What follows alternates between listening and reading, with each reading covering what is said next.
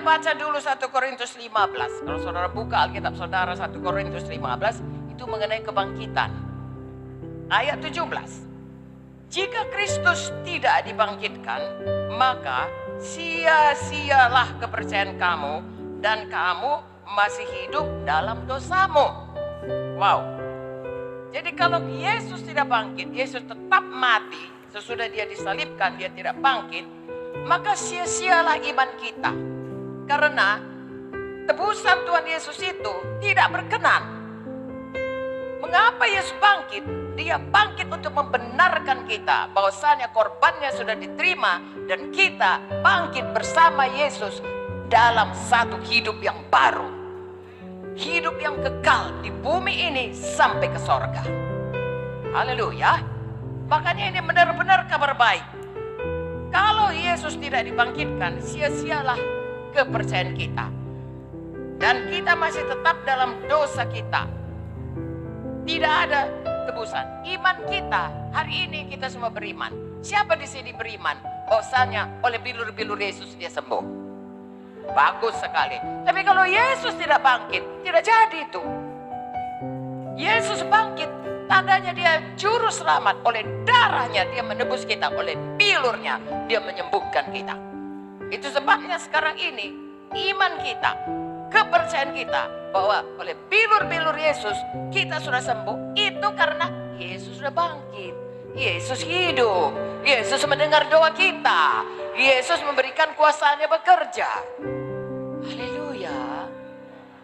Biarlah kita mengerti kuasa kebangkitan Yesus, kuasa yang membangkitkan Yesus itu adalah kuasa Roh Kudus.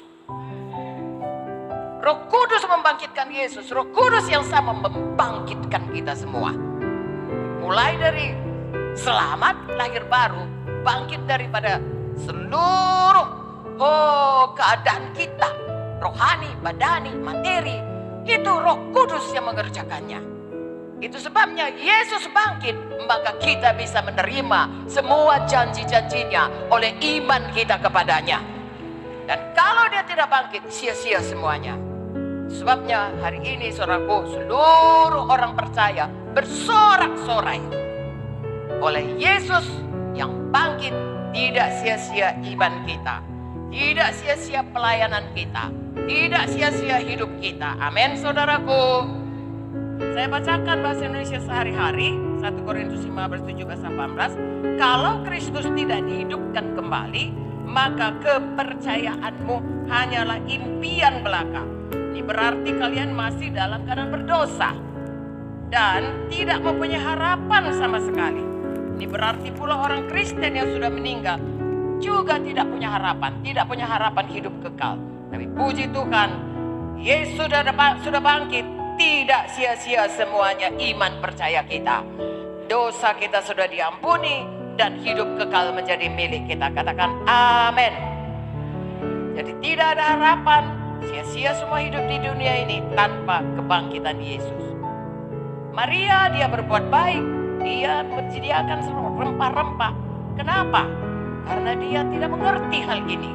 Dia tidak tahu bahwasanya Yesus sudah bangkit dari kematian. Yesus sudah mengalahkan kematian. Kubur tidak bisa menahan Yesus. Kuasa Roh Kudus, kuasa kebangkitan telah mematahkan semua kuasa maut sehingga Yesus bangkit dan kuasa yang sama sekarang bekerja dalam kita yang percaya kepada Yesus. Oh, haleluya saudaraku.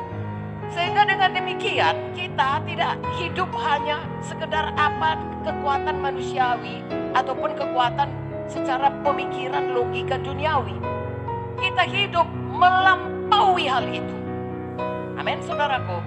Sama seperti Yesus dibangkitkan oleh kuasa Roh Kudus dengan kuasa yang supranatural, maka kuasa yang sama sekarang bekerja pada kita yang percaya kepada Yesus. Kenal Tuhan Yesus, Tuhan yang besar, Tuhan yang bangkit dari kematian, Tuhan yang menyediakan semua kuasanya bagi kita yang percaya padanya, dan Tuhan yang menjawab doa kita, yang mengasihi kita sampai pada kesudahannya. Lagi kita berdosa pun dia masih mengasihi. Saudara belum lahir, saya belum lahir, dia sudah mati di kayu salib. Apalagi sekarang sesudah kita lahir dan kita katakan Yesus Engkau Tuhan, pastilah kita akan dinyatakannya kuasanya dalam hidup kita.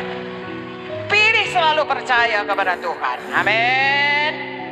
Bagaimanakah supaya kita bisa berharap yang besar ini? Lagi-lagi kuncinya, jangan lupa firman Tuhan. Kenapa Maria hanya berharap berjumpa mayat? Lupa. Padahal Tuhan sudah memberitahukannya. Kenapa dia takut tidak ada yang menggulingkan batu? Lupa dia. Oh, Yesus sudah berjanji dia akan bangkit. Saya bacakan Lukas 24 ayat 6. Malaikat itu berkata, ia tidak ada di sini.